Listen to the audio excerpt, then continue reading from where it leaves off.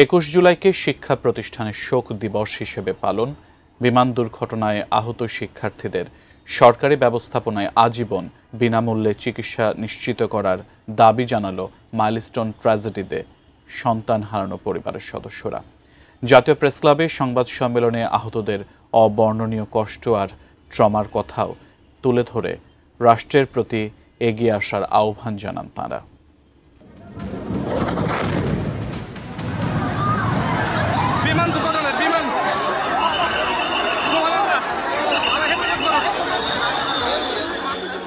Milestone tragedy যা স্তম্ভিত করেছিল পুরো জাতিকে। দুর্ঘটনায় এলোমেলো হয়ে যাওয়া এক একটা পরিবারের হরেক কষ্টের গল্প, আর দুর্ঘটনা থেকে কোনো মতে বেঁচে ফেরা শিশুদের না দেখা কষ্টগুলোকে কিছুটা লাঘবেই প্রেস ক্লাবে হতাহত পরিবারের সংবাদ সম্মেলন।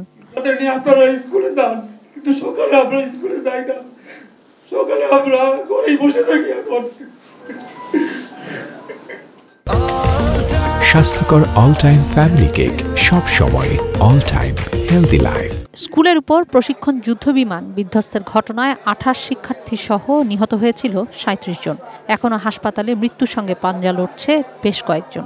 আর যারা চিকিৎসা শেষে ফিরেছেন তাদেরও যে কি নিদারুণ কষ্ট তা লাঘবে রাষ্ট্রের কাছে সহায়তা চান পরিবারের সদস্যরা। আরিয়ান আফিফ, তার একজন ফিজিওথেরাপিস্ট খুবই জরুরি, যেটা হাসপাতাল কর্তৃপক্ষ সরবরাহ করছে না, করলেও 10 মিনিটের জন্য, কিন্তু এই বাচ্চার তো 10 মিনিটে এটা হবে না।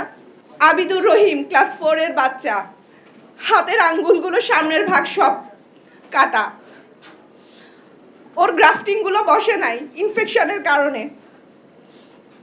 শরীরের আর কোনো জায়গাও বাকি নাই যেখান থেকে স্কিন নিতে পারবে। মরফিন, সিডেটিভ, প্যাথেড্রিন, নাপা এগুলো দিতে দিতে নাবিদের কিডনি অ্যাফেক্টেড হয়ে গেছে। আমার ছেলে 6 মাস সূর্যের আলোতে আসতে পারবে না। সে কি আসতে পারবে নরমাল জীবনে? আসলে তাকে তো সান্ত্বনা দিচ্ছি, তুমি ঠিক হয়ে যাবা। সন্তানের লাশ কাঁধে ওঠা পিতারও দাবি যেন সন্তানদের কবর সংরক্ষণ করা হয়, দেওয়া হয় শহীদি মর্যাদা।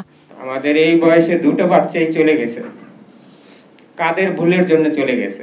সঠিক তদন্ত, আহতদের পুনর্বাসন, ক্ষতিগ্রস্ত পরিবারগুলোকে ক্ষতিপূরণ সহ সংবাদ সম্মেলন থেকে আহত নিহতদের পরিবার 8 দফা দাবি জানান।